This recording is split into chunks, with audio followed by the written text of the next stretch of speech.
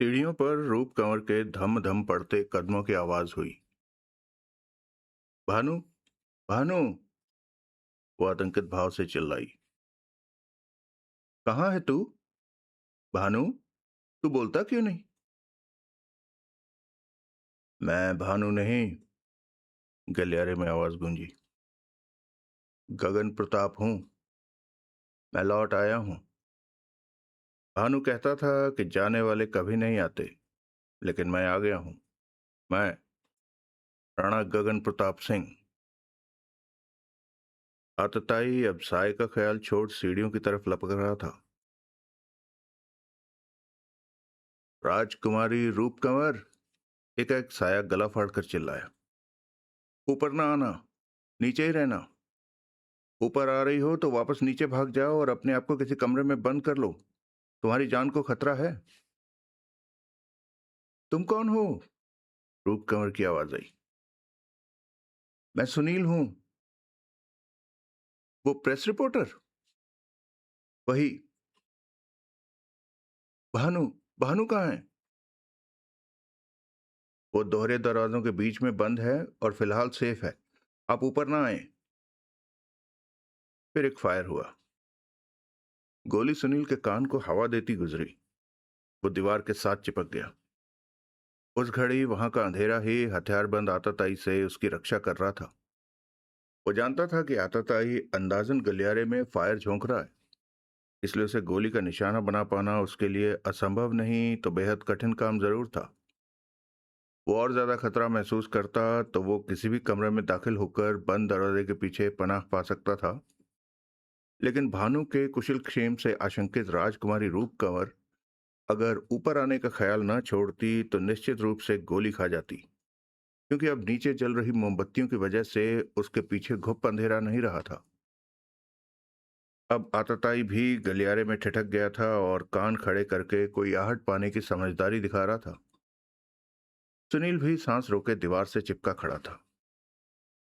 तभी एकाएक बत्ती आ गई। तत्काल सुनील ने फ्रेंच स्वीट के खुले दरवाजे में छलांग लगा दी और दरवाजा बाहर भीतर से बंद कर लिया। बाहर गलियारे में भागते कदमों की आवाज हुई। आतताई फ्रेंच स्वीट के सामने से होता पिछवाड़े की सीढ़ियों की ओर भागा जा रहा था। सुनील ने दरवाजे को तनिक खोलकर बाहर झांका। पिछवाड़े की सीढ़ियों के दहाने पर क्षण भर को उसे आतताई का साया दिखाई दिया। सुनील एक क्षण हिचकिचाया और फिर कमरे से निकलकर दबे पांव उसके पीछे भागा। ये कैसी आवाज थी? तहखाने में मौजूद अर्जुन एकाएक बोला। गोली चलने की आवाज थी। जौहरी, जो इन मामलों में ज्यादा तजुर्बेकार था, तत्काल बोला। ऊपर महल में कहीं गोली चली है? दोनों कान खड़े करके सुनने लगे। कुछ क्षण बाद पहले जैसी ही आवाज फिर हुई। हमें ऊपर चलना चाहिए, जौहरी बोला। लेकिन गुरुजी तो हमें यहां ठहरने को कहकर गए हैं। तुम यहां रुको, मैं जाता हूं। मैं यहां अकेला? अर्जुन घबरा कर बोला। डरते हो?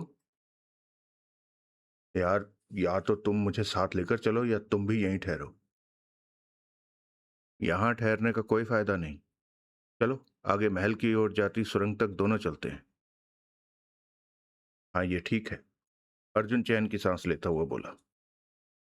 दोनों आगे बढ़े। आगे सुरंग कैंची की तरह दाएं बाएं दो तरफ विभक्त हो रही थी। जौहरी बोला, ये बाईं ओर वाली सुरंग टेरेस के नीचे तक जाती है, लेकिन दाईं ओर वाली महल के पूर्ण हिस्से में कहीं पहुंचती है। महल के भीतर दाखिल होने के लिए यही मुनासिब रास्ता है।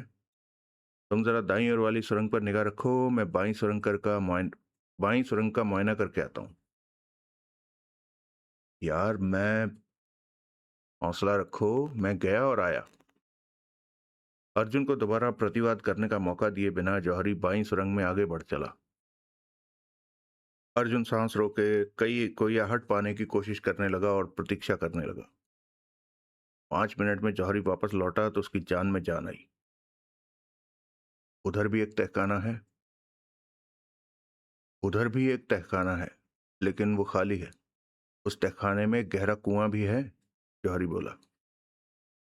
तहखाने में? हे भगवान, मैं तो गिर ही गया था उसमें, तकदीर नहीं बचाया। तहखाने में कुआं? बताओ तो। अर्जुन ने भयभीत भाव से गर्दन हिलाई। जौहरी फिर बोला, हम दाईं सुरंग में आगे तक चलते हैं।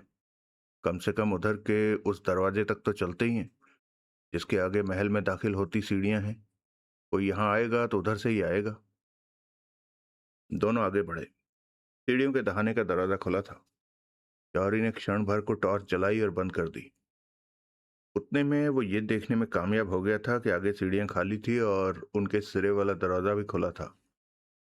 तभी दौड़ते कदमों की आवाजें उनके कानों में पड़ी। जौहरी दबे स्वर में बोला, कोई इधर आ रहा है। अर्जुन बौखलाया सा बोला, यार वो हथियारबंद हैं, कोई गोलियां चला रहा है। आने दो उसे। लेकिन दरवाजे की दाईं दीवार से चिपक के खड़े हो जाओ। मैं बाईं से लगता हूं। जो कोई भी इधर आएगा वो अंधेरे में हमें नहीं देख पाएगा। वो हमारे सामने से गुजरेगा तो हम उसे पीछे से दबोच लेंगे।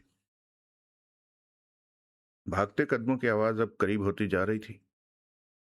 साथ ही कहीं फिर गोली चलने की आवाज हुई। दोनों सांस रोके प्रतीक्षा करते रहे। अंधेरे गलियारों में सिर झुकाए सुनील आतताई के पीछे भाग रहा था। महल की रोशनी लौट आई थी, लेकिन उन रास्तों पर फिर भी अंधेरा था। एक मोड़ काटते समय आतताई ने गोली चलाई। सुनील बाल बाल बचा था। आतताई मोड़ पर गायब हो गया।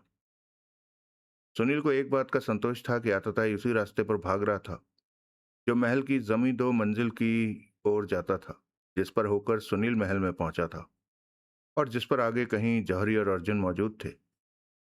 आतताई उस घड़ी दौड़ने में हिरण को मात कर रहा था। सुनील पूरी ताकत से उसके पीछे दौड़ रहा था, लेकिन उसके करीब नहीं पहुंच पा रहा था। फिर आतताई उस दरवाजे में दाखिल हुआ जिसके आगे तहखाने की सीढ़ियां थी। सुनील के उस दरवाजे पर पहुंचने तक आतताई आधी सीढ़ियां उतर भी चुका था। अभी वो उसे दिखाई दे रहा था, लेकिन अभी वो अंधेरे में विलीन हो सकता था। सुनील ने सीढ़ियां उतरने का ख्याल छोड़कर उस पर छलांग लगा दी। उसका शरीर आतताई के शरीर से टकराया। उसके दोनों हाथ आतताई के कंधों पर कहीं पड़े और फिर वो एक दूसरे को लिए सीढ़ियों पर लुढ़कते चले गए। गोली फिर चली। बंद तहखाने में गोली की आवाज बहुत जोर से गूंजी। आतताई से गुत्थम गुत्था सुनील सुरंग के फर्श पर लुढ़किने खाने लगा। उसका हाथ आतताई के रिवॉल्वर वाले हाथ से उलझा हुआ था, जिसे कि आतताई पूरी शक्ति से छुड़ाने की कोशिश कर रहा था। फिर एक फायर हुआ। तभी एक टॉर्च जली और उन दोनों के शरीर रोशनी में नहा गए। अरे! सुनील को अर्जुन की आवाज सुनाई दी। ये तो गुरुजी हैं। फिर आतताई चार और हाथों की गिरफ्त में आ गया। उसने आखिरी गोली भी चलाई जो बाकी गोलियों की तरह बेकार गई। फिर रिवॉल्वर उसके हाथ से निकल गई। कोई उसकी छाती पर चढ़ बैठा था। किसी ने टॉर्च जलाई। टॉर्च की रोशनी आतताई के चेहरे पर पड़ी। उसी क्षण दौड़ती हुई रूप कंवर भी वहां पहुंची। टॉर्च की चकाचौंध से बचती आंखें फाड़ फाड़ कर सामने देखती हुई वो बोली, कौन है ये? गगन प्रताप? नहीं, सुनील बोला। गगन प्रताप तो मर चुका है। ये आपका भाई सूर्य प्रताप है। सूर्य प्रताप तब भी अर्जुन और जौहरी की सामूहिक पकड़ में छटपटा रहा था। अब हाथ पांव पटकना बंद करो प्यारेलाल, तुम्हारा खेल खत्म हो चुका है, सुनील बोला। रूप कंवर नफरत भरे स्वर में बोली, मसले भैया, तो ये सब तुम्हारा किया धरा था? सूर्य प्रताप के मुंह से बोल न फूट सका। सुनील बोला, आपने अपने छोटे भाई को दरवाजों के बीच से आजाद किया? हाँ, पहला काम वही किया, रूप कंवर ने उत्तर दिया। वो ठीक है? हाँ, प्रभु की कृपा से, वरना इसने तो भानु को मार डालने में कोई कसर नहीं छोड़ी थी। क्या करता बेचारा। भानु इसकी करतूत का, इसके षड्यंत्र का इकलौता गवाह था। वारदात वाले रोज ही गायब ना हो गया होता तो अब तक कब का इसके हाथों परलोक सिधार चुका होता। ये तो महल में टिका ही भानु की फिराक में हुआ था। आपने इसे यहां से बाहर निकाल दिया तो ये चोरों की तरह फिर वापस घुसाया। तुमने अभी कहा गगन प्रताप मर चुका है, यानी कि काहिरा से आई उसकी कत्ल की खबर सच है? झूठ है।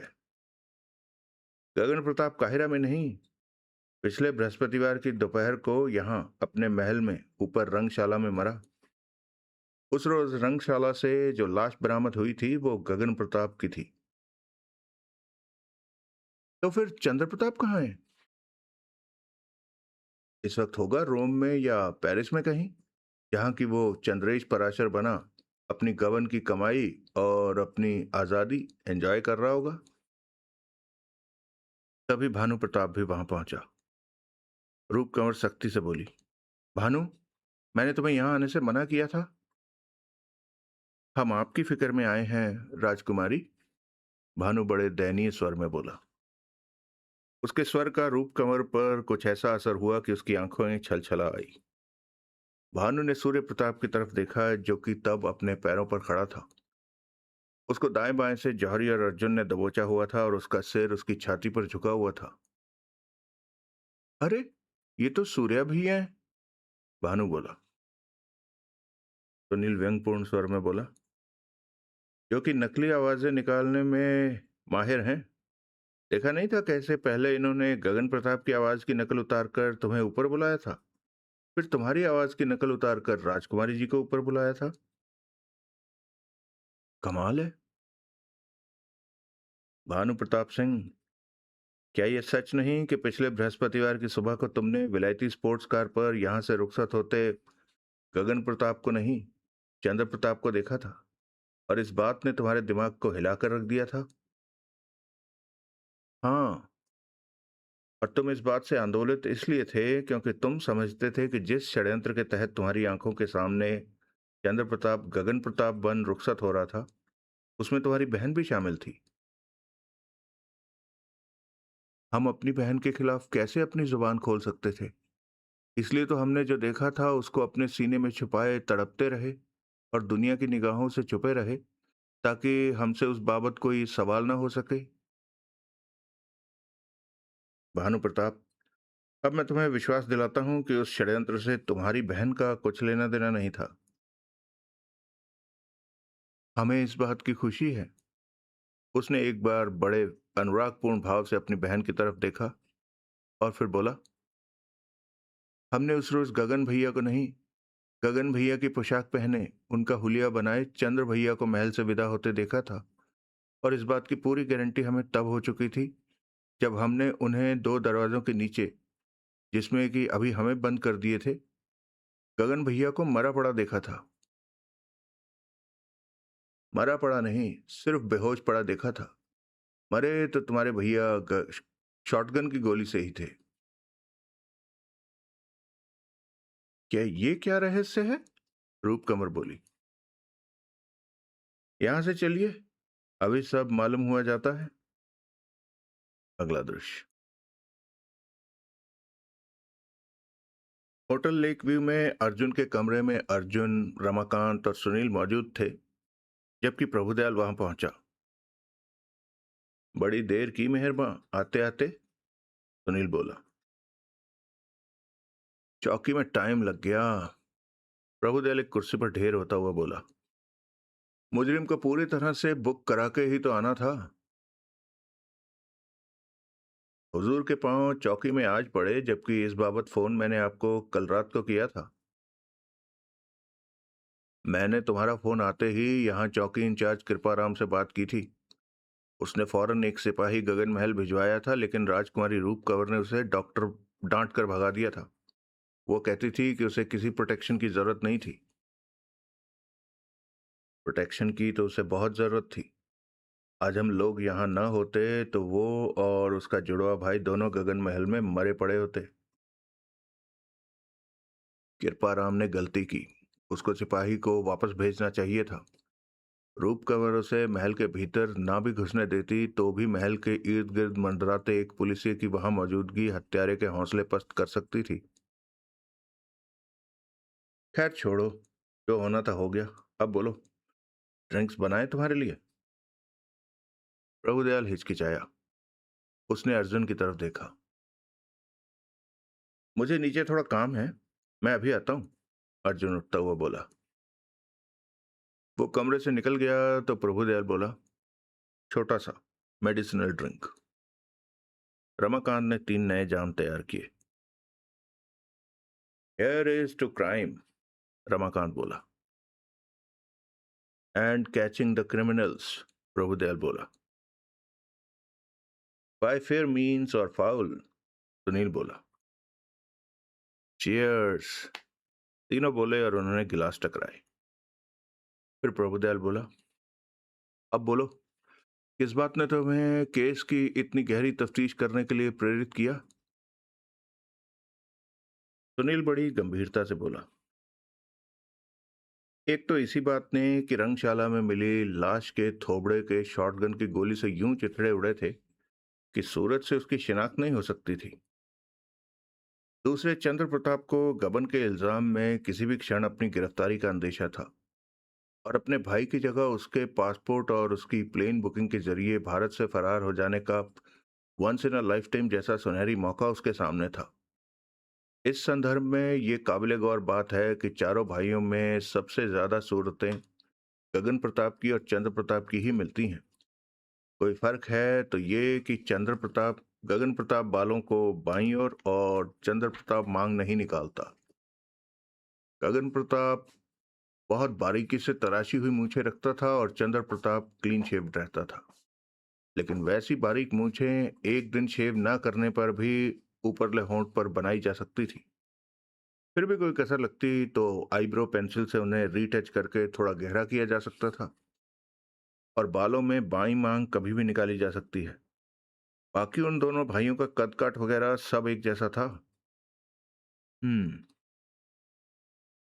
ऊपर से एयरपोर्ट को रवानगी के वक्त जरा याद करो। ऊपर से एयरपोर्ट को रवानगी के वक्त जरा याद करो कि गगन प्रताप कौन सी पोशाक पहने बताया जाता था।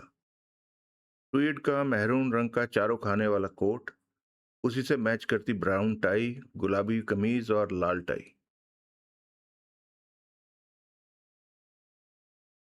ट्वीड का महरून रंग का 4 खानों वाला कोट, उसी से मैच करती ब्राउन पैंट, गुलाबी कमीज, लाल टाई। इतनी लाउड तो उसकी ड्रेस थी। ऊपर से विलायती स्पोर्ट्स कार जो कि 1000 कारों में भी अलग ही दिखाई देती, और ऊपर से मगरमच्छ की खाल के 2 कार की तरह ही अलग पहचान में आ जाने वाले कीमती सूटकेस। अभी और ऊपर से कोई भी बात करने से पहले उसकी हौले से खांसने की आदत। अब जरा सोचो कि इतनी अलग से पहचानी जा सकने वाली आइटमों की सूरत में अलग से पहचानी जा सकने वाली आइटमों में सूरत की पहचान की क्या अहमियत रह गई? कहने का मतलब यह है कि पिछले बृहस्पतिवार की सुबह को जिस किसी ने भी गगन प्रताप को महल से रवाना होते देखा, उसने गगन प्रताप को नहीं पहचाना, उसकी भड़कीली पोशाक और उसके हेयर स्टाइल को पहचाना। यानी कि उस रोज तेहरान की फ्लाइट पकड़ने के लिए जो शख्स महल से रुखसत हुआ था, वो गगन प्रताप नहीं, चंद्र प्रताप था। हाँ, जो बकौल तुम्हारे अब रोम या पेरिस में कहीं होगा। हाँ। फिर वो 12:30 बजे रंगशाला में अपनी जगह गगन प्रताप को शूट करने के लिए पीछे महल में कैसे मौजूद रह पाया? नहीं रह पाया, नहीं रह सकता था। इसी से साबित होता है कि इस षड्यंत्र में उसके साथ कोई और भी शरीक था, जिसने कि पीछे वास्तव में गगन प्रताप का यूं कत्ल किया कि सूरत से लाश की शिनाख्त न हो पाती और ये आत्महत्या का केस लगता। सूर्य प्रताप? अब तो हम जानते हैं कि वो शख्स सूर्य प्रताप था, लेकिन पहले मुझे रूप कंवर और उसके नीम पागल भाई भानु प्रताप पर भी शक था। आई सी।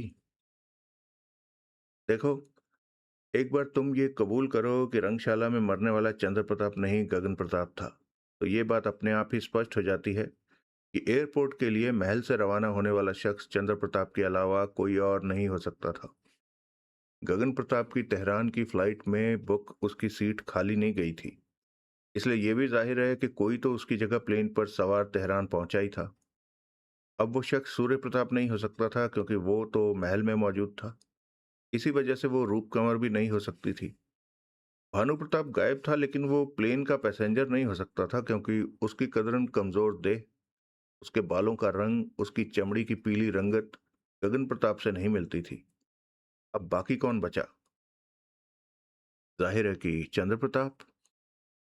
Exactly exactly। उसी को कार में उसके सूटकेस रखते वक्त दिलेर सिंह ने देखा। उसी को अपने अपने कमरों की खिड़कियों से रूप कंवर और भानु प्रताप ने देखा। उसी को झेरी टाउनशिप के उस पेट्रोल पंप वाले ने देखा जिससे उसने रास्ते में कार में पेट्रोल डलवाया था और अदायगी में उन 5-5 सौ के नोटों में से एक नोट दिया जो कि गगन प्रताप के पासपोर्ट और प्लेन टिकट के साथ साथ ही चंद्र प्रताप ने कब्जा लिए थे। कोई और भी रुपया पैसा गगन प्रताप के पास था तो वो भी उससे छीन लिया गया था क्योंकि उसकी तो कोई भी चीज महल में पीछे नहीं छोड़ी जानी थी। ऐसा ना होता तो ये गुमान कैसे होता कि अपने पूर्व निर्धारित प्रोग्राम के मुताबिक गगन प्रताप अपनी विदेश यात्रा पर रवाना हो गया था। ठीक। पासपोर्ट ऑफिस से बरामद गगन प्रताप और चंद्र प्रताप की तस्वीरों में तुमने देखा ही होगा कि उन दोनों में कोई असमानता थी तो ये कि उनके हेयर स्टाइल नहीं मिलते थे। एक मूछें रखता था, दूसरा नहीं रखता था। लेकिन जैसा कि मैंने पहले कहा, हेयर स्टाइल बदला जा सकता था, मूछें रखी जा सकती थी। गगन प्रताप के दाएं हाथ की घायल उंगली की नकल चंद्र प्रताप अपनी अच्छी भली उंगली पर पट्टी बांधकर कर सकता था। बोलने से पहले हौले से खांसने का ख्याल रखना निहायत ही मामूली काम था। बाकी बचा गगन प्रताप के दाएं कान के पीछे का काला निशान। लेकिन वो भी स्प्रे पेंट की सहायता से चंद्र प्रताप अपने कान के पीछे बड़ी आसानी से बना सकता था। ऐसे निशान की तरफ एयरपोर्ट पर तभी तवज्जो दी जाती है जबकि इमिग्रेशन स्टाफ को, सिक्योरिटी स्टाफ को मुसाफिर पर किसी और वजह से शक हो। बाकी सब कुछ चौकस हो तो ऐसी बात की तरफ कोई तवज्जो नहीं देता। So there you are. यानी कि 7:30 बजे चंद्र प्रताप महल से रवाना हो गया और 10:30 बजे वो अपनी फ्लाइट पकड़कर तेहरान के लिए उड़ गया था। हाँ, लेकिन वो तो पीछे महल में मौजूद था। महल की नौकरानी इमरती ने अपनी आंखों से तब उससे उसके कमरे में देखा था जबकि वो 10 बजे की डाक से उसके लिए आई चिट्ठी और उसकी चाय की ट्रे लेकर उसके कमरे में गई थी। क्या इमरती ने झूठ कहा था कि वो जब चंद्र प्रताप के कमरे में गई थी तो वो नाइट सूट पहने शीशे के आगे खड़ा शेव कर रहा था और उसने इमरती को टेबल पर रखकर जाने को कहा था? नहीं, इमरती ने झूठ नहीं बोला था।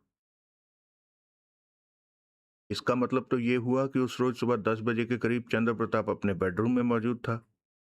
जो शख्स 7:30 बजे महल से चला गया था, 10:30 बजे महल से 70 मील दूर राजनगर एयरपोर्ट से जिसके प्लेन पर सवार हुआ होने की भी गारंटी है, वही शख्स 10 बजे महल में अपने कमरे में कैसे मौजूद हो सकता था?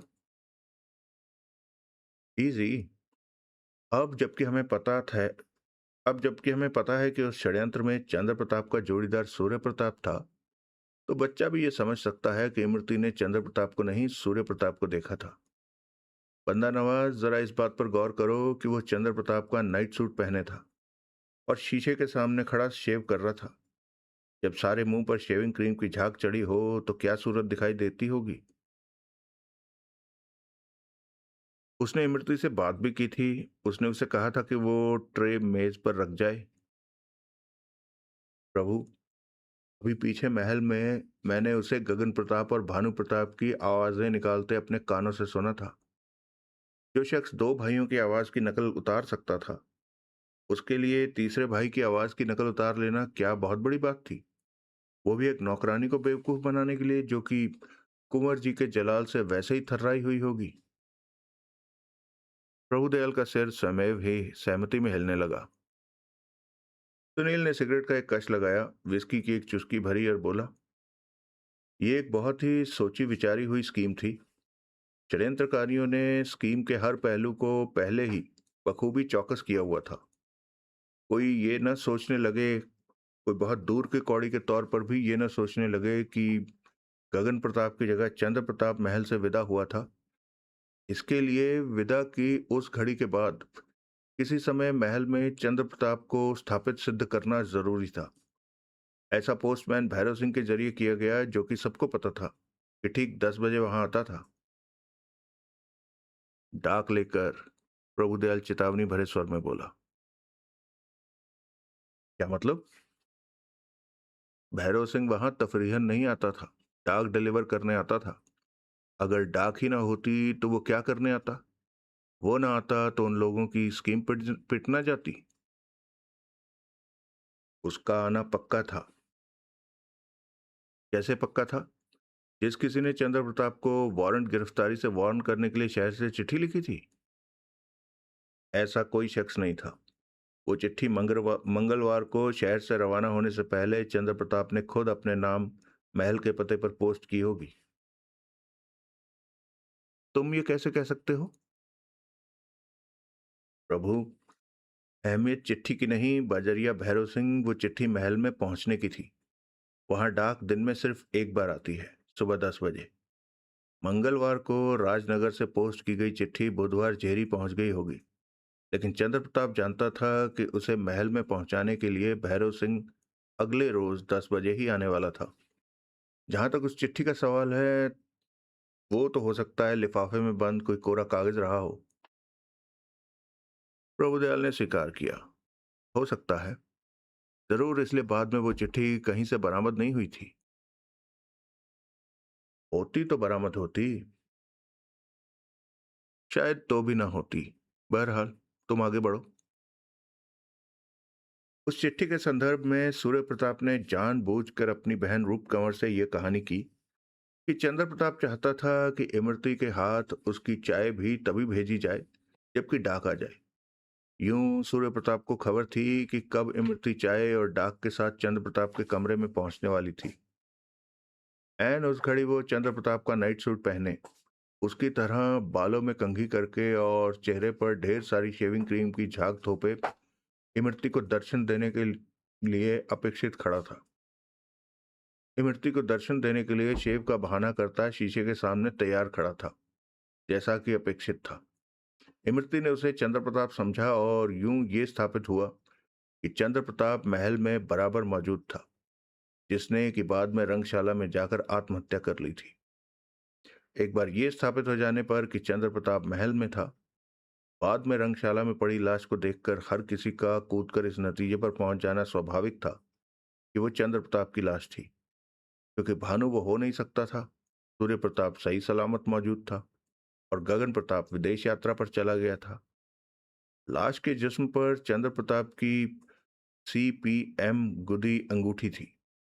प्रभु, वो अंगूठी भी इस बात की चुगली करती थी कि लाश चंद्र प्रताप की ही थी। वो कैसे? नहीं, सॉरी।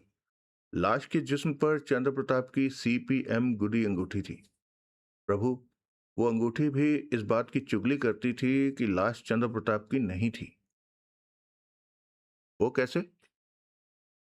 अंगूठी लाश के बाएं हाथ की बीच की उंगली पर मौजूद थी, लेकिन अंगूठी पहनी होने की चुगली करने वाली चमड़ी की रंगत से कदरन हल्के रंग का निशान लाश की तर्जनी उंगली पर बना हुआ था, जो कि यह जाहिर करता था कि हतप्राण अंगूठी तर्जनी उंगली में पहनता था। क्योंकि लाश को चंद्र प्रताप की लाश बताया जाना था, जो कि अंगूठी बीच की जो कि अंगूठी बीच की उंगली में पहनता था, इसलिए लाश की तर्जनी उंगली में से उसकी अंगूठी उतार कर उसकी बीच की उंगली में चंद्र प्रताप की अंगूठी पिरोई गई थी। अब तर्जनी उंगली में अंगूठी की मौजूदगी की चुगली करने वाला निशान मिटाया तो जा नहीं सकता था और उसमें गगन प्रताप की अपनी अंगूठी छोड़ी नहीं जा सकती थी। निशान को ढकने के लिए तर्जनी उंगली में कोई और अंगूठी तो पहनाई जा सकती थी। जरूर पहनाई जा सकती थी, लेकिन बाद में ये बात कई लोगों को खटकती कि चंद्र प्रताप बाएं हाथ में दो अंगूठियां तो पहनता नहीं था। के मुकाबले में तर्जनी उंगली खाली छोड़ देना ज्यादा सेफ बेट थी। यूं अव्वल तो इतनी बारीक बात की तरफ किसी की तवज्जो जाती नहीं। जाती जाती तो यही समझा जाता कि वो पहले उस अंगूठी उस उंगली में अंगूठी पहनता होगा जो कि किसी वजह से झेरी पहुंचने से पहले उसने उतार दी थी। तुम्हारी तवज्जो कैसे गई इस इतनी बारीक बात की तरफ? मेरी भी कहाँ गई थी। गई होती तो मैंने गुरुवार को तभी इस बात का जिक्र न किया होता, जबकि मैंने तुम्हारी मौजूदगी में लाश देखी थी। ओह। इस संदर्भ में अब ये कहना भी अनुचित न होगा कि लाश का पोस्टमार्टम तो उसके कपड़े और अंगूठी जैसे अलंकरण उतार कर ही किया गया होगा। तब भी अगर ये बात किसी की तवज्जो में आ जाती कि लाश की जिस उंगली में से अंगूठी उतारी गई थी, उस पर तो अंगूठी की उस पर मौजूदगी का अपनी कहानी खुद कहने वाला निशान था नहीं, और जिस उंगली पर अंगूठी थी नहीं, उस पर निशान था, तो तब भी किसी न किसी को दाल में कोई काला दिखाई दे सकता था। अंगूठी उतारने के बाद किसी को याद ही नहीं रहा होगा कि वो कौन सी उंगली पर से उतारी गई थी। ऐसा भी हो सकता है। क्यों नहीं हो सकता? जब पोस्टमार्टम महज खानापुरी के लिए किया जाना था, तो ऐसी बारीकियों का कौन ध्यान रखता है? लेकिन लाश की तस्वीरों में तो साफ दिखाई दे रहा होता कि अंगूठी कौन सी उंगली पर थी। भाई, जब केस को शुरुआती दौर में ही आत्महत्या का ओपन एंड शट केस मान लिया गया था, तो फिर तस्वीरों का दर्जा भी तो खानापुरी का ही था। कमाल है। सरकारी महकमात में ऐसे कमाल आम होते हैं। बहरहाल, अंगूठी वाली बात दरअसल मुझे तभी खटकी थी जबकि मुझे ये सूझा था कि मरने वाला चंद्र प्रताप नहीं, गगन प्रताप था, जिसे कि परिस्थिति जन्य सबूतों के दम पर चंद्र प्रताप साबित करने की कोशिश की गई थी। और ऐसे सबूतों में अहम सबूत रंगशाला की मेज पर पड़ी पाई गई सूर्य प्रताप को संबोधित करके लिखी गई वो चिट्ठी थी, जो कि चंद्र प्रताप की हैंडराइटिंग में होनी ही थी, क्योंकि वो चिट्ठी वही महल से रवाना होने से पहले लिख कर गया था। लिखकर मौका वारदात पर प्लांट करने के लिए षड्यंत्र में अपने जोड़ीदार सूर्य प्रताप के पास छोड़कर गया था। सुनील एक क्षण ठिठकार फिर बोला, और उस चिट्ठी पर हथप्राण की उंगलियों के निशान थे। जनाब, प्रभुदयाल रमाकांत से संबोधित होता हुआ, आप बातचीत का कोई लुत्फ उठा रहे नहीं मालूम होते। ऊंगता सा रमाकांत हड़बड़ाकर सीधा हुआ और फिर बोला, बहुत लुत्फ उठा रहा हूं मालको, तभी तो विस्की का लुत्फ लुत्फ नहीं उठा पा रहा। मैं अपने लिए एक पैग और बनाता हूं। तुमने कहा, प्रभुदयाल फिर सुनील की तरफ आकर्षित हुआ, कि उस चिट्ठी पर हथप्राण की यानी कि गगन प्रताप की उंगलियों के निशान थे, जो कि मामूली काम था। सुनील बोला, हथप्राण सूर्य प्रताप के कब्जों में था, तो उसकी चेतन या अचेतन अवस्था में चिट्ठी पर उसकी उंगलियों के निशान बना लेना सूर्य प्रताप के लिए क्या मुश्किल काम था। हम्म। प्रभु, ये काबिले गौर बात है कि सारे सिलसिले में अहम तरीन रोल उंगलियों के निशानों का ही था। लाश की शिनाख्त क्योंकि सूरज से नहीं होने वाली थी, इसलिए वही वही काम उंगलियों के निशानों के जरिए होना था।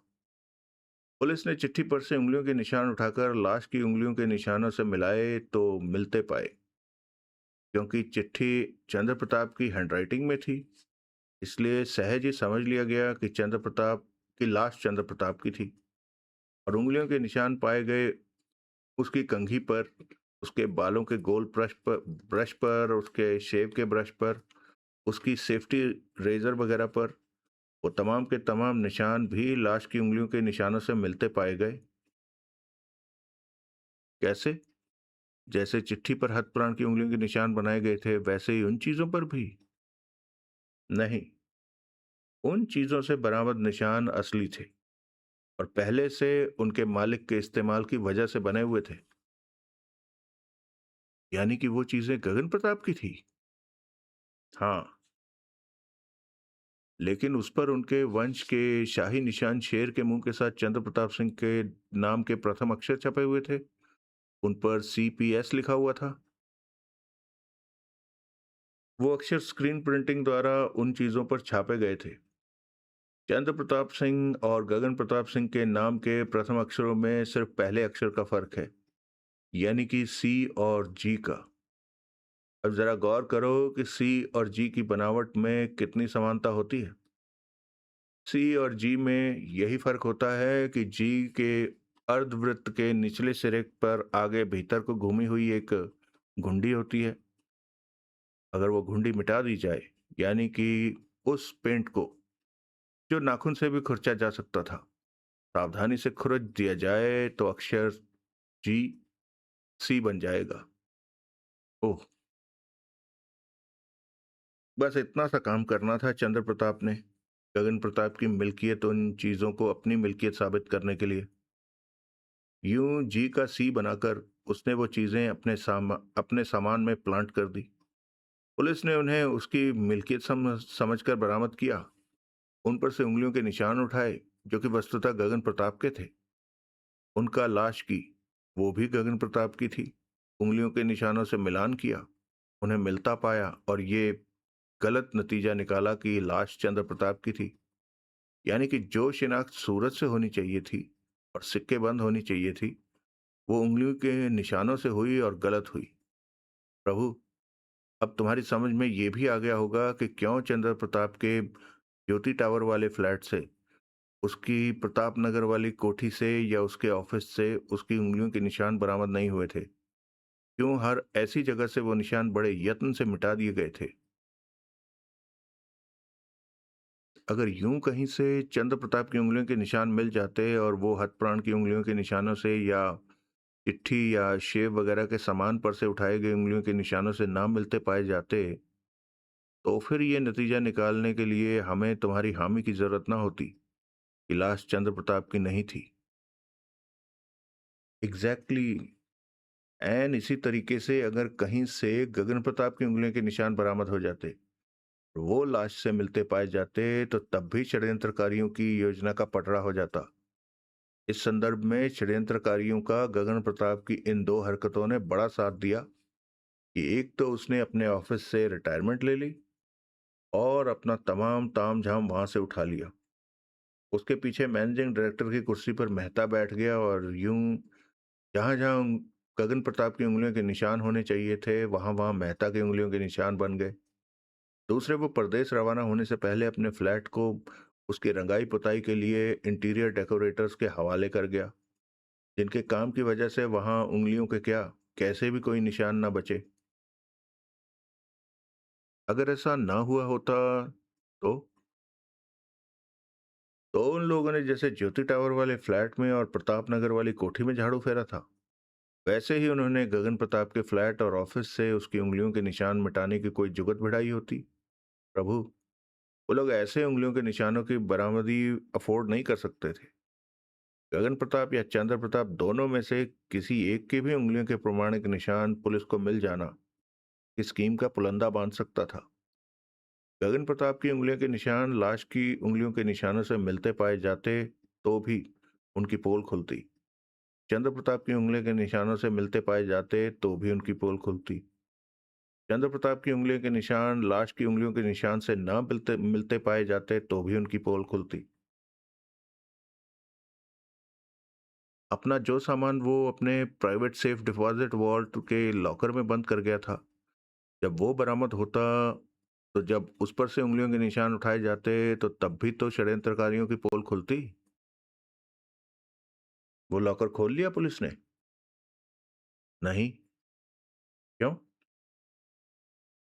उसमें कई कानूनी पेचीदगियां हैं। वॉल्ट चलाने वाले कहते हैं कि जब तक निर्विवाद रूप से लॉकर के मालिक की मौत हुई सिद्ध नहीं हो जाती, तब तक उसके डेथ जब तक उसके डेथ वारंट की एक प्रमाणित कॉपी उन्हें नहीं दी जाती, तब तक वो हमें वॉल्ट को हाथ नहीं लगाने देंगे। और ऐसा होगा कब? बहुत दिन लग सकते हैं, क्योंकि डेथ सर्टिफिकेट तो काहिरा से आना है।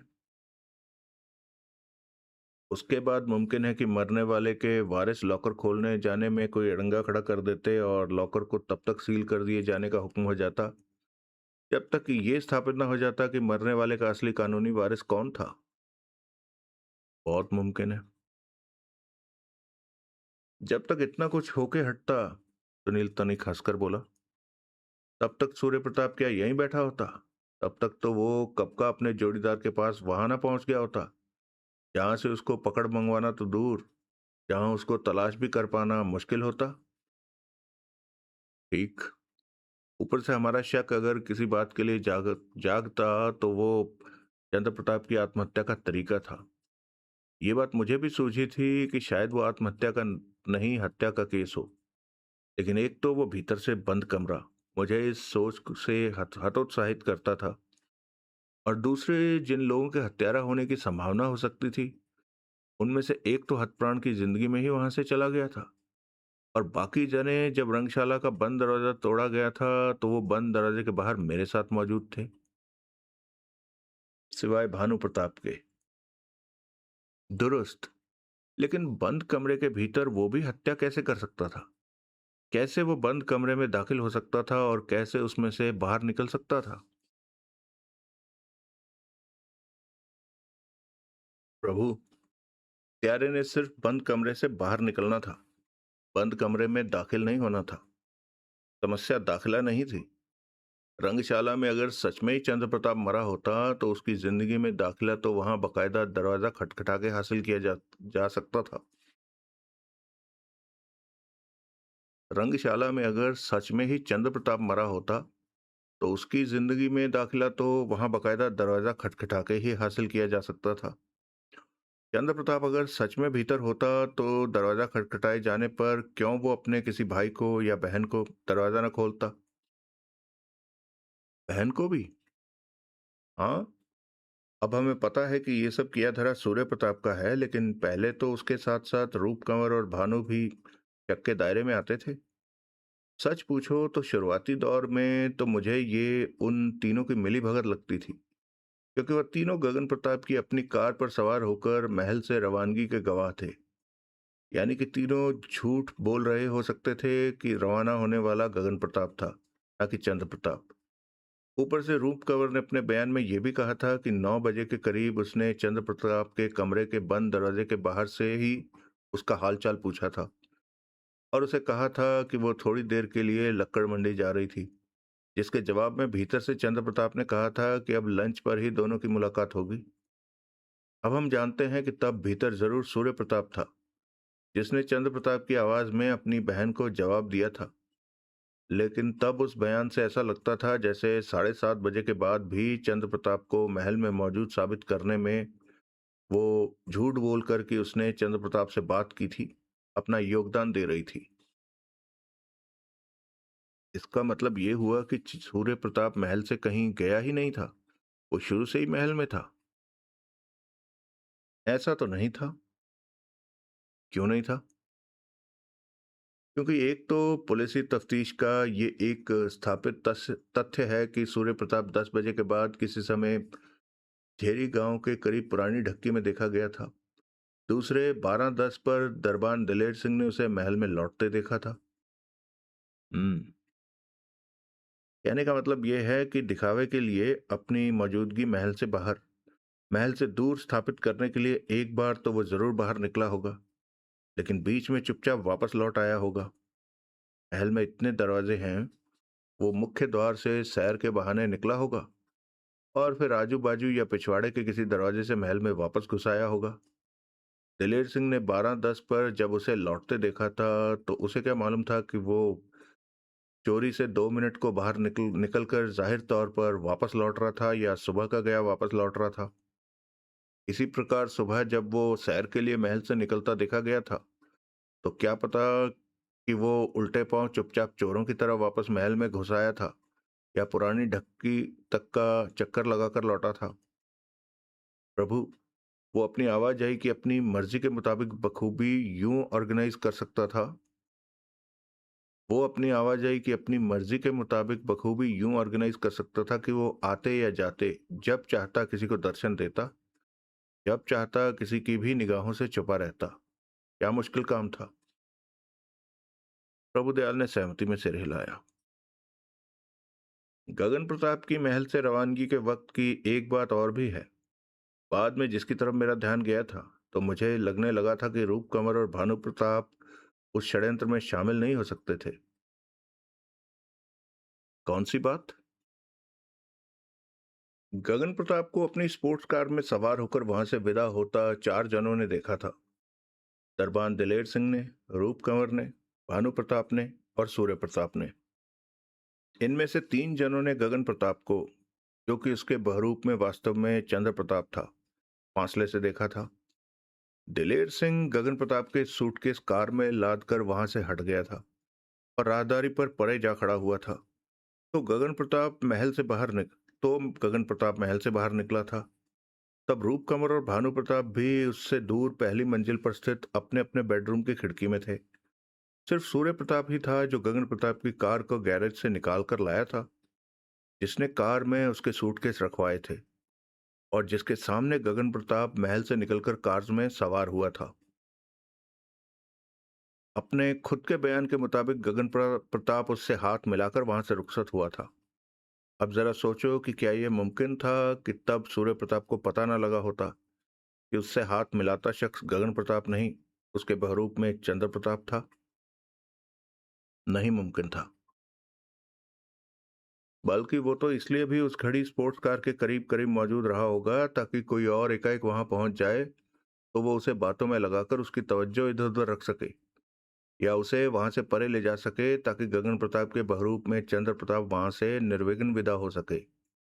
प्रभु, चंद्र प्रताप तो गगन प्रताप बन के आराम से वहां से चलता बना। पीछे उनकी योजना को साकार करने के लिए अहम तरीन रोल तो सूर्य प्रताप ने ही अदा करना था। तमाम जिम्मेदारी तो उसकी ही थी कि कोई गलती न निकल जाए, कहीं कोई शक की बिना न निकल जाए। इतने ही पेचीदा कामों को तो उसने अंजाम देना था। मसलन सबसे पहले तो उसने गगन प्रताप के कमरे में उसे काबू में करना था ताकि उसके बहरूप में उसके साजो सामान के साथ चंद्र प्रताप वहां से रुखसत हो पाता। मुझे एक बात बताओ प्यारे, रमाकांत एकाएक बोला। पूछो, सुनील उसकी ओर घूम कर बोला। तुमने कहा कि सारा षड्यंत्र सूर्य प्रताप और चंद्र प्रताप का रचा हुआ था। मुझे ये बताओ कि वो सब करना इन दोनों को गगन प्रताप की महल की आमद के बाद सूझा था या उनकी ऐसी कोई योजना पहले से तैयार थी?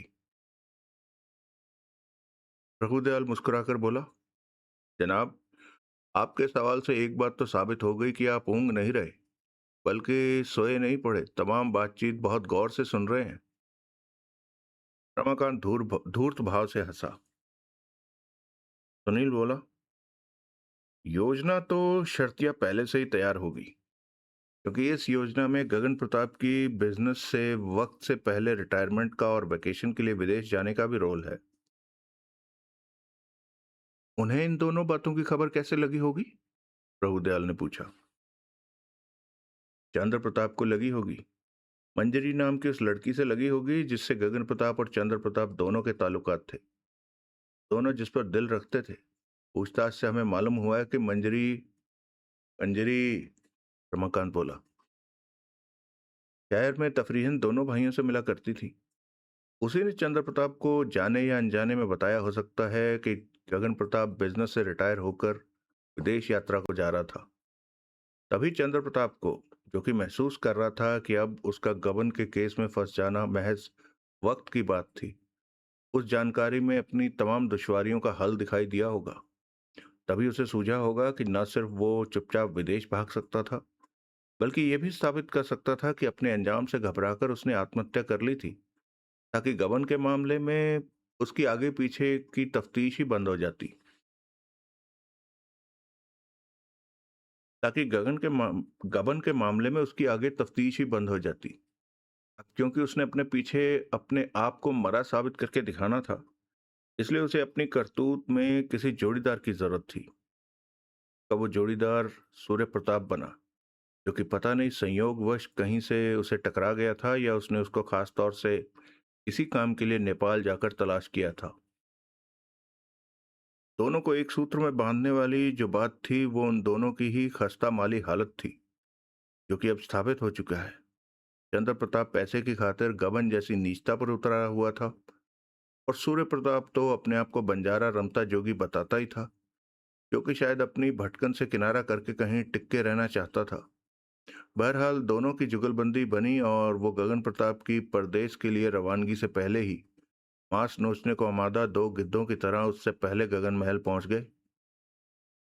सुनील एक क्षण ठिठका और फिर बोला, प्रभु, उनकी योजना पूर्व निर्धारित थी कि एक अहम सबूत वो दो टेलीग्राम भी हैं जो चंद्र प्रताप सिंह ने प्रताप नगर तार घर से काहिरा के ट्रैवल एजेंट और टूर ऑपरेटर को भेजी थी, जिनके बारे में खुद तुमने मुझे बताया था।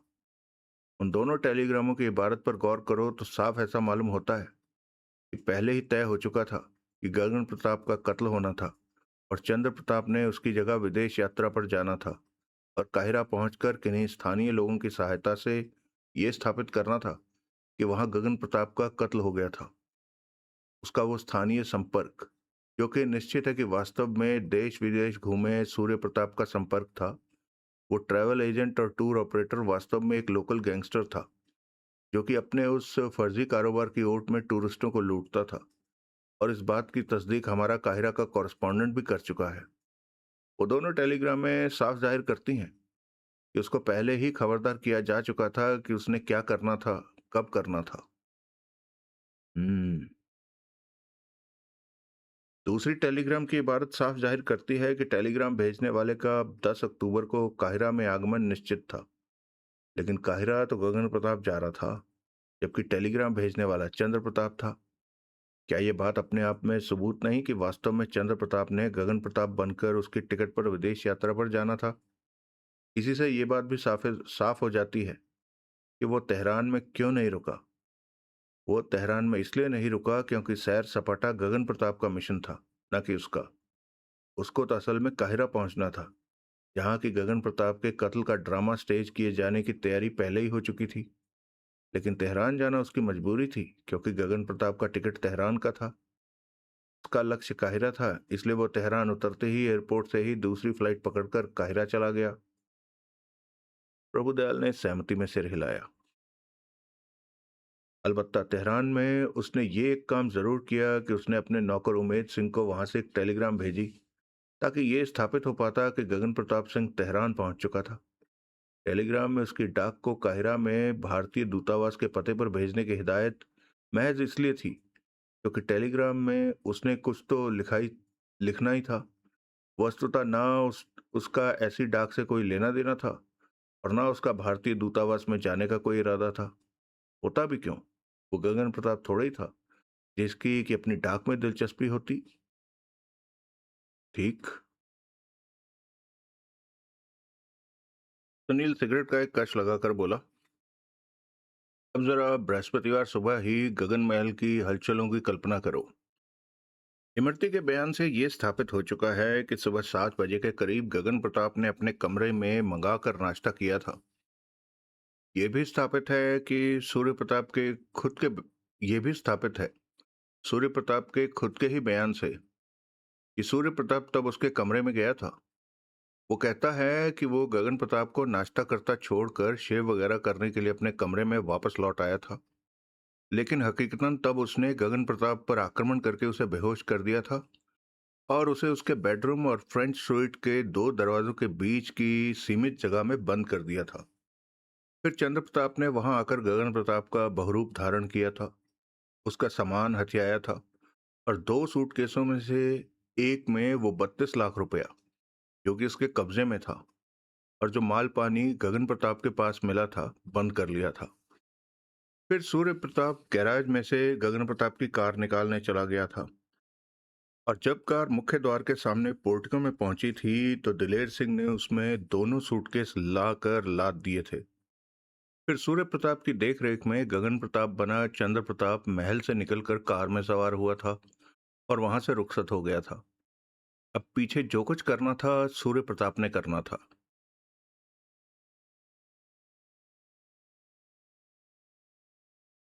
मसलन किया क्या उसने? रमाकांत ने पूछा। बहुत कुछ किया। वो रूप कंवर से बतियाया और उसे चंद्र प्रताप की डाक की बाबत हिदायत दी। फिर 9 बजे उसने चंद्र प्रताप के कमरे से चंद्र प्रताप बनकर रूप कंवर से बात की। रूप कंवर लक्कड़ मंडी के लिए महल से निकल गई तो उसने गगन प्रताप के अचेत शरीर को दरवाजों के बीच से निकालकर उसे चंद्र प्रताप के कपड़े पहनाए और पिछवाड़े की सीढ़ियों के रास्ते चुपचाप ऊपर रंगशाला में पहुंचाया। इतना सारा अरसा गगन प्रताप बेहोश रहा? प्रभुदयाल बोला। बेहोश रखा गया। सूर्य प्रताप पर्वतारोही था, दुनिया भर की खाक छानने वाला बंजारा था। कोई बड़ी बात नहीं उसे ऐसी जड़ी बूटी की खबर हो जिसे सुंघाकर किसी व्यक्ति को बेहोश रखा जा सकता हो, लेकिन जिसका कि शरीर पर कोई ऐसा स्थापित असर न होता हो जो कि पोस्टमार्टम के दौरान डिटेक्ट किया जा सकता हो। कोई बड़ी बात नहीं कि शुरू में, यानी कि सुबह 7 बजे भी उसने गगन प्रताप पर आक्रमण करके उसे बेहोश न किया हो, बल्कि उसकी ब्रेकफास्ट में ही, मसलन चाय में ही, किसी जड़ी बूटी का सत मिला दिया हो। उसे तभी क्यों नहीं मार डाला गया? रमाकांत बोला। क्योंकि यूं पोस्टमार्टम से इस बात की पोल खुल जाती कि हतप्राण तो गोली की आवाज होने से कई घंटे पहले से मरा पड़ा था, यानी कि गोली चलने के वक्त तक उसको जिंदा रखा जाना जरूरी था। जिंदा और सही सलामत। उसके जिस्म पर आक्रमण की कोई चोट या उसके हाथ पांव पर ऐसे कोई निशान नहीं होने चाहिए थे जिनसे ये लगता कि उसकी मुश्कें कस के उसे कैद रखा गया था। ऐसे तमाम निशानात पोस्टमार्टम में डिटेक्ट हो जाते हैं, और बिना बांध के उसको रखने के लिए वो दरवाजों के बीच की अनोखी कैदगाह बेहतरीन जगह थी। आगे?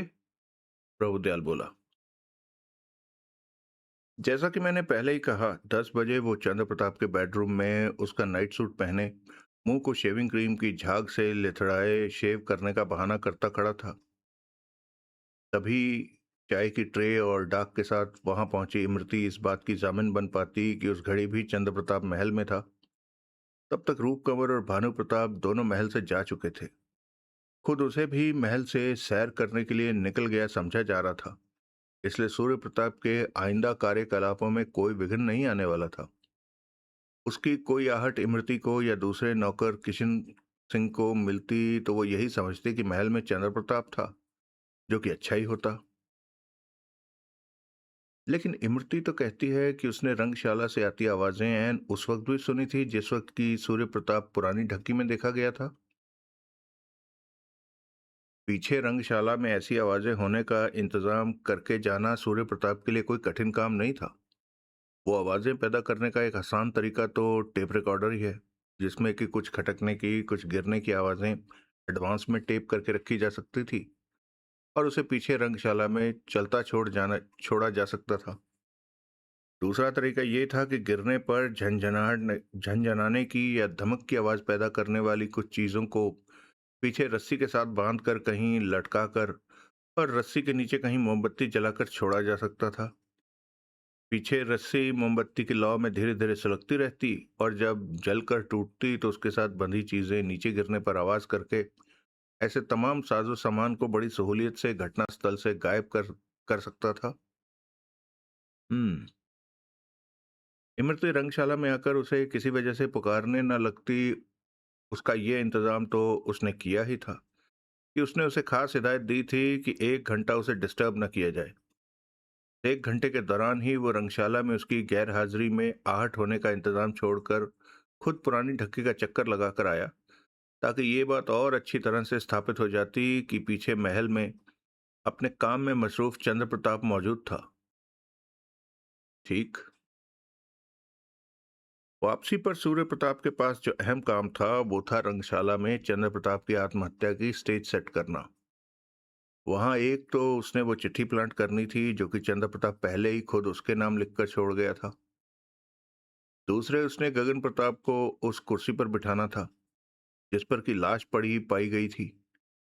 उसकी ठोड़ी के नीचे शॉटगन टिकानी थी, शॉटगन के ट्रिगर के साथ, और उसके पांव के एक अंगूठे के साथ एक डोरी बांधनी थी और बंद कमरे से अपने बाहर निकलने का इंतजाम करना था।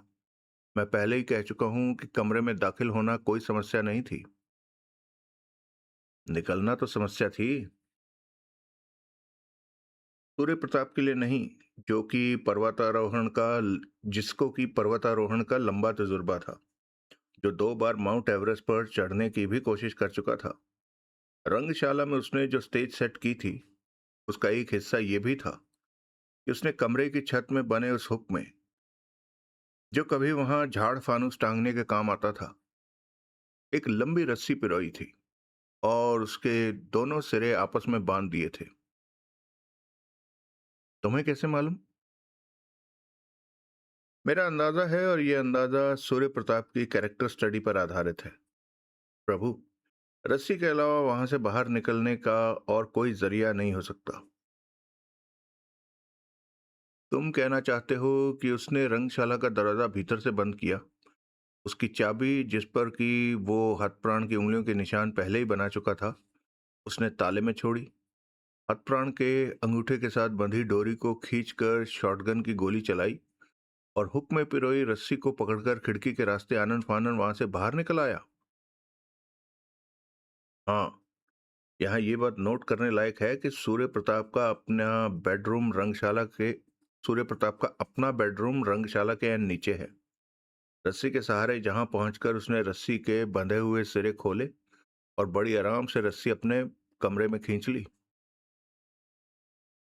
पीछे खिड़की तो खुली रह गई, जबकि वो भीतर से बंद मिली थी। खिड़की को सूर्य प्रताप अपनी खिड़की की चौखट पर चढ़कर भी बंद कर सकता था। कैसे? एक सॉलोमन रॉड की मदद से, जो टेलीस्कोप की तरह इकट्ठी होकर छोटा आकार धारण कर लेती है और खोलने पर खूब लंबी हो जाती है।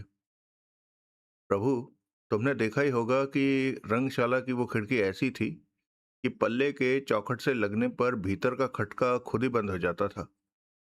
उस खिड़की को बंद करने के लिए बस इतना ही किया जाना था कि उसके हैंडल को बाहर से खींचकर पल्ले को चौखट से भिड़का दिया जाना था, और ये काम सॉलमन रॉड की मदद से बखूबी किया जा सकता था।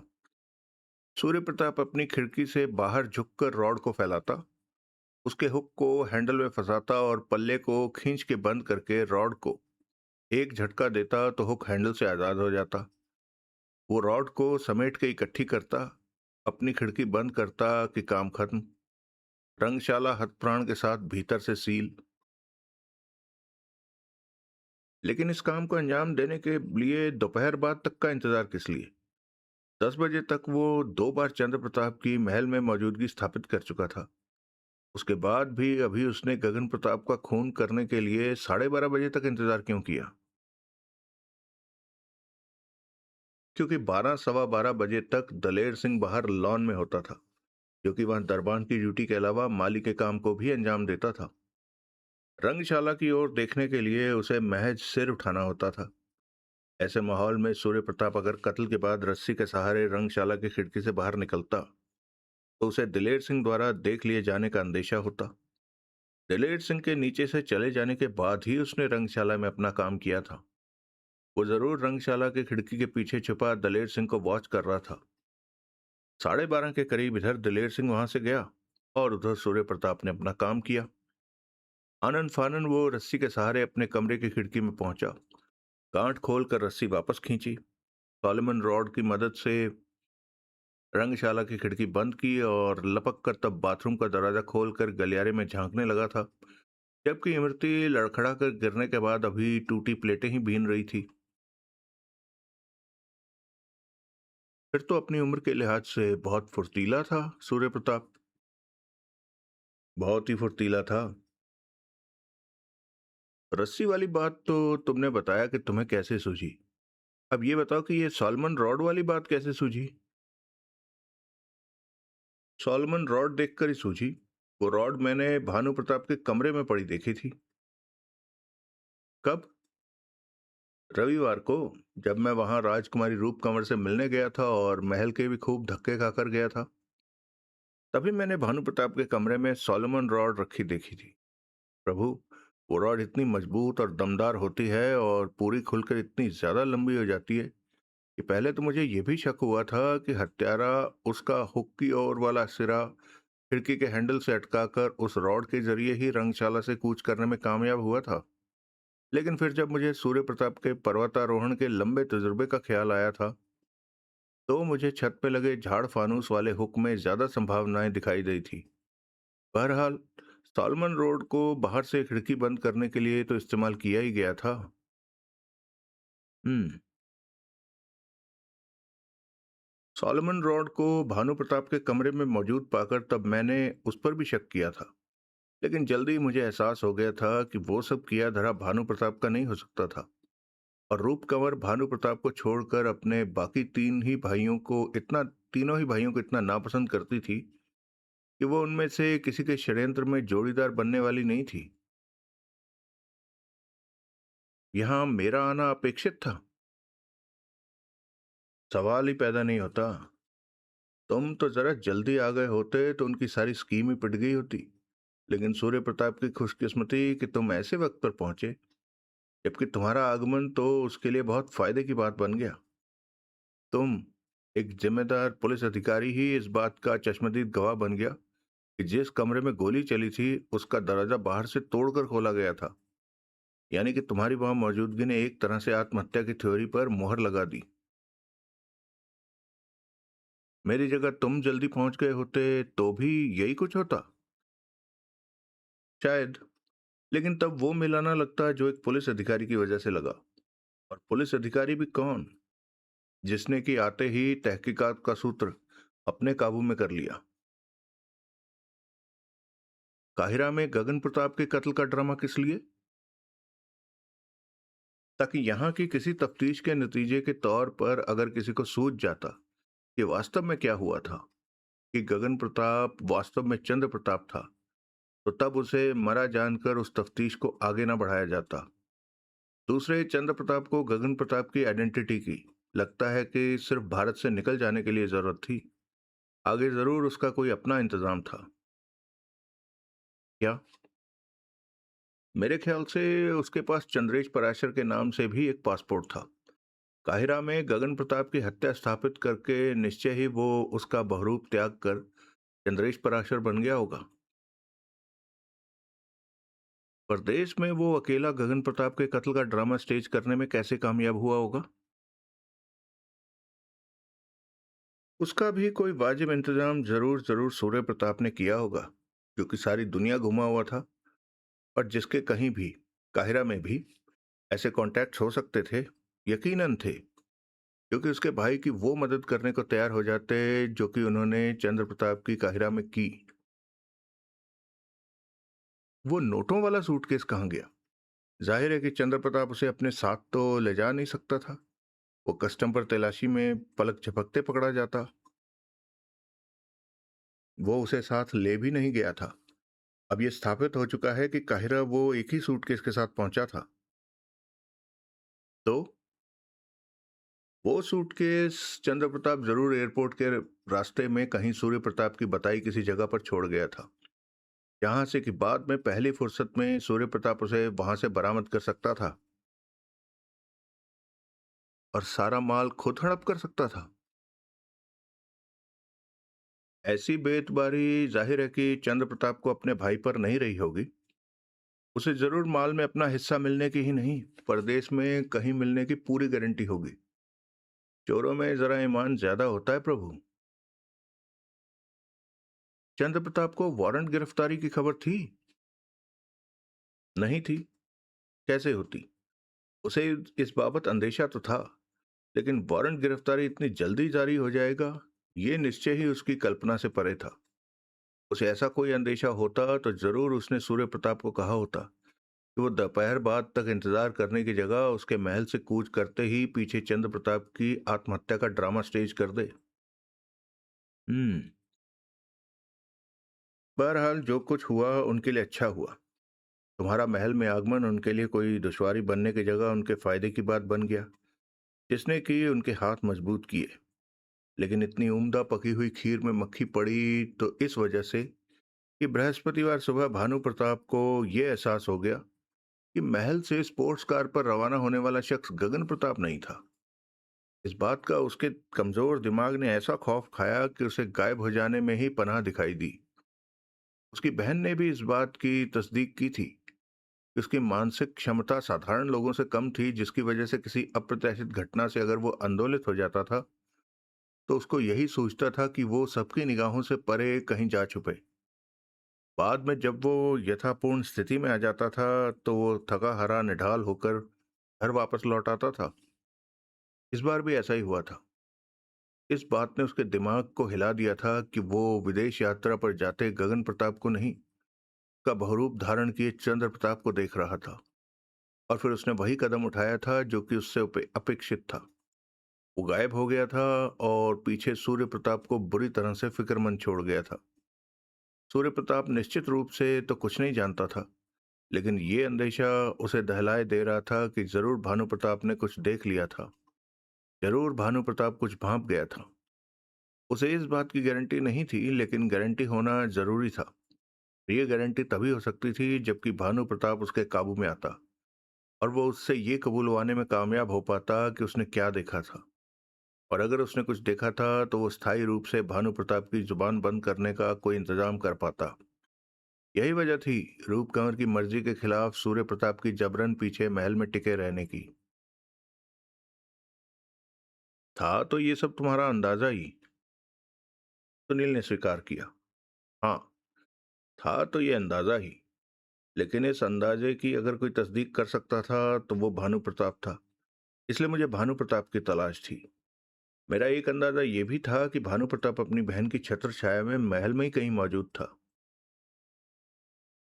ये बात सूर्य प्रताप को क्यों ना सूझी?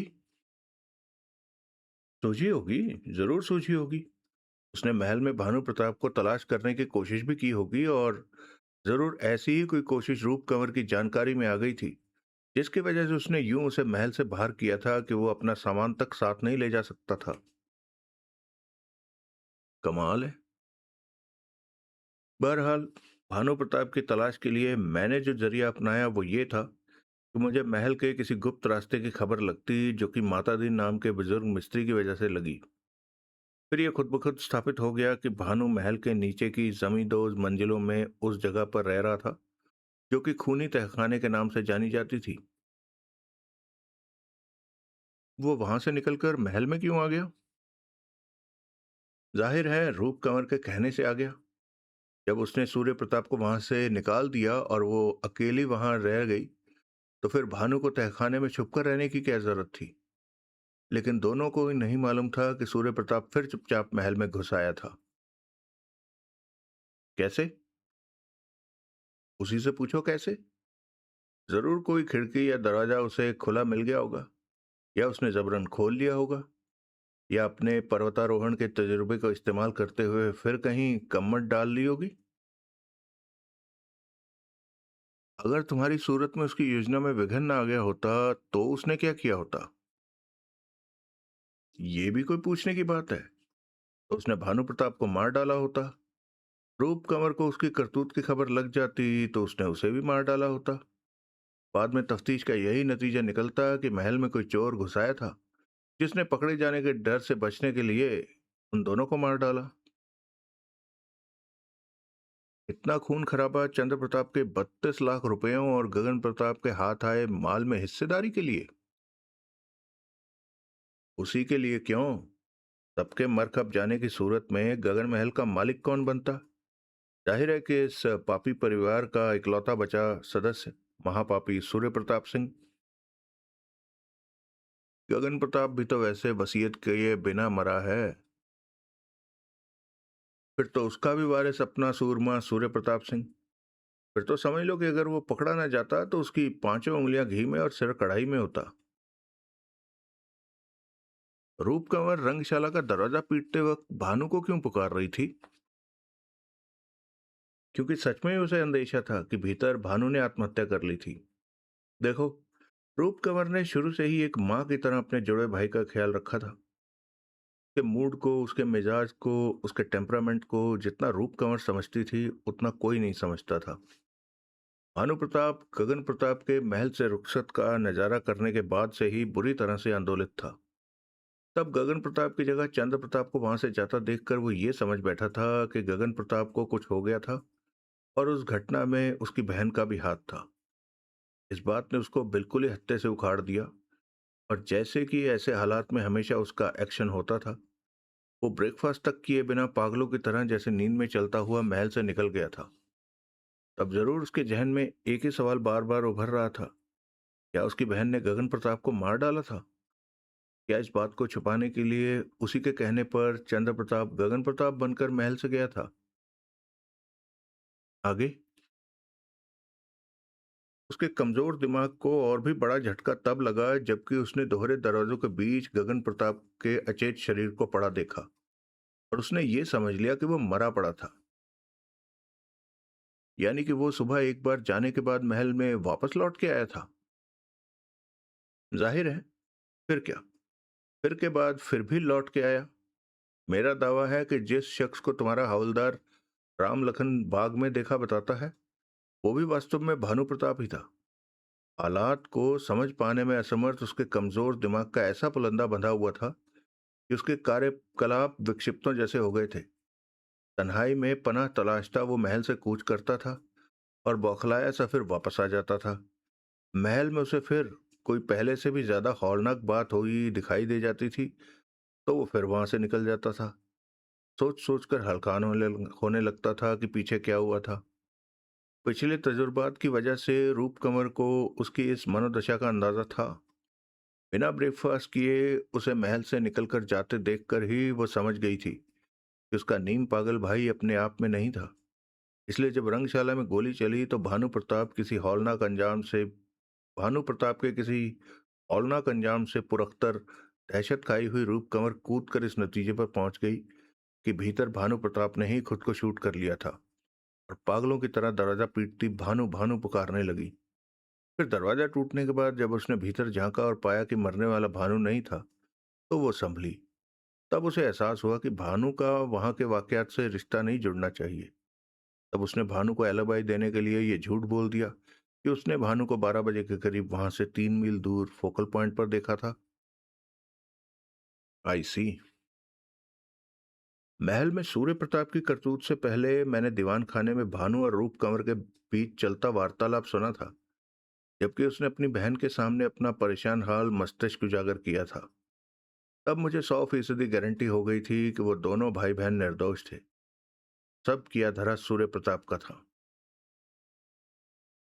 भानु ने अपनी बहन से आज ही वो बातें क्यों की? पहले क्यों नहीं की? क्योंकि पहले हर घड़ी सूर्य प्रताप सिर पर सवार होता था। तब तो भानु से बातें करना तो दूर, शायद रूप कंवर भानु की ओर का रुख भी नहीं करती थी कि कहीं सूर्य प्रताप को उसकी खबर न लग जाए। यानी कि उसे इस बात का अंदेशा था कि सूर्य प्रताप से भानु को खतरा है। हो सकता है। भानु प्रताप की दिमागी हालत साफ बताती थी कि उसने ऐसा कुछ देख लिया था जो कि उसके दिमागी तवज्जन पर बहुत भारी गुजरा था। ऐसा क्या हो सकता था? रंगशाला में गोली चलती तो उसने देखी नहीं हो सकती थी। और कोई ऐसी संभावना वाली घटना तो गगन प्रताप के महल से विदा ही थी। अब उसमें भानु प्रताप का दिमाग हिला देने लायक असाधारण क्या हो सकता था? यही कि गगन प्रताप नहीं था। ये बात उसे सूझी, फिर भी वो खामोश रही। तत्काल नहीं सूझी होगी, बाद में सूझी होगी। तक उसे ऐसा लगने लगा होगा कि पुलिस आत्महत्या की कहानी को कबूल कर चुकी है, तो उसने गड़े मुर्दे ना ही उखाड़ने का निश्चय किया होगा। रंगशाला का दरवाजा भीतर से बंद होने की वजह से कत्ल का ख्याल तो उसके जहन में नहीं जमा होगा, क्योंकि प्रत्यक्षतः कत्ल हो पाना असंभव था। बाकी इस बात पर उसने सिर धुनना जरूरी नहीं समझा होगा कि गगन प्रताप प्रदेश चला गया और पीछे चंद्र प्रताप ने आत्महत्या कर ली, या चंद्र प्रताप गगन प्रताप बनकर प्रदेश चला गया और पीछे गगन प्रताप ने आत्महत्या कर ली। हकीकतन वो तो दोनों को ही बराबर नापसंद करती थी। और सूर्य प्रताप? सारे षड्यंत्रों में सूर्य प्रताप का रोल स्पष्टतया समझ पाने में वो असमर्थ थी, क्योंकि षड्यंत्र को ही समझ पाने में वो असमर्थ थी। लेकिन ये वो फिर भी नहीं कहना चाहती थी कि सूर्य प्रताप का भानु से आमना सामना होता और वो कहाँ चला गया था, वो क्यों चला गया था, जैसे गैर जरूरी सवाल करके उसे हलकान करता। असल षड्यंत्र को समझे बिना रूप कंवर को ये सूझना मुश्किल था कि सूर्य प्रताप तो भानु की जबान बंद करने के लिए उसे जान से ही मार डालना चाहता था। बहरहाल वजह कोई भी थी, अच्छा ही हुआ कि उसने सूर्य प्रताप को भानु की खबर न लगने दी। क्या ये नहीं हो सकता था कि भानु भी मार डाला गया हुआ होता? रमाकांत बोला। होने को तो कुछ भी हो सकता था, लेकिन ऐसा हुआ नहीं था। इसका सबूत ये था कि रूप कंवर भानु के लिए कतई फिक्रमंद नहीं थी। अगर उसे जाती तौर पर भानु की सलामती की गारंटी ना होती तो रविवार को जब मैं उससे मिला था तो भानु के प्रति वो मुझे ऐसी बेफिक्र ना दिखाई दी होती, जैसे वो गायब ना हो, कहीं पिकनिक पर गया हुआ हो। यानी कि रूप कंवर को शुरू से ही मालूम था कि भानु कहाँ छुपा हुआ था? शुरू से नहीं तो कुछ अरसे बाद मालूम हो गया होगा, लेकिन मालूम था। उस खूनी तहखाने में सूर्य प्रताप खुद नहीं पहुंच सकता था। जाहिर है कि नहीं पहुंच सकता था। पहुंच सकता होता तो कब का पहुंच गया होता। तहखानों के तमाम खुफिया रास्ते तो शायद सिर्फ रूप कंवर ही जानती थी। लेकिन रूप कंवर कभी उस तहखाने का रुख करती तो सूर्य प्रताप उसके पीछे लगकर भी तो उसका रास्ता जान सकता था। जान सकता था। शायद कभी ऐसी कोई कोशिश भी की हो उसने, लेकिन जान ना पाया हो। ये तो वही जाने, या रूप कंवर जाने। जाहिर है। अब आगे क्या होगा? ये सवाल तो इंस्पेक्टर साहब से पूछो। आप बताओ मालको, अब आगे क्या होगा? आगे सबसे पहले तो सूर्य प्रताप अपनी जबानी अपना अपराध कबूल करेगा। प्रभुदयाल बोला। करेगा? जरूर करेगा, क्यों नहीं करेगा। फिर फिर वो बताएगा कि नोटों से भरा सूटकेस कहाँ है। सबसे अहम बात वो ये बताएगा कि विदेश में चंद्र प्रताप सिंह कहाँ है। यानी कि उसकी गिरफ्तारी का इंतजाम किया जाएगा। यकीनन। कत्ल चाहे उसने नहीं किया, लेकिन कत्ल के षड्यंत्र में वो बराबर का भागीदार है। ऊपर से गबन का तो उस पर इल्जाम है ही। गुड। इसी बात पर चीयर्स हो जाए। हो जाए ना मालको। प्रभुदयाल ने हंसते हुए सहमति में सिर हिला दिया। रमाकांत बड़े जोश से नए पैक तैयार करने लगा। अपने लिए पांचवा, सुनील के लिए दूसरा और प्रभुदयाल के लिए पहले आधे का बाकी आधा। चलिए दोस्तों, ये कहानी गगन महल समाप्त हुई। असल कहानी का नाम था पापी परिवार। कैसी लगी आपको ये कहानी, बताइएगा। उम्मीद करता हूं कि जल्दी हम कोई और अच्छी कहानी लेकर आपके सामने प्रस्तुत होंगे। तब तक के लिए आप सब सुखी रहें, स्वस्थ रहें, खुश रहें। जय हिंद। वंदे मातरम। जय श्री राम।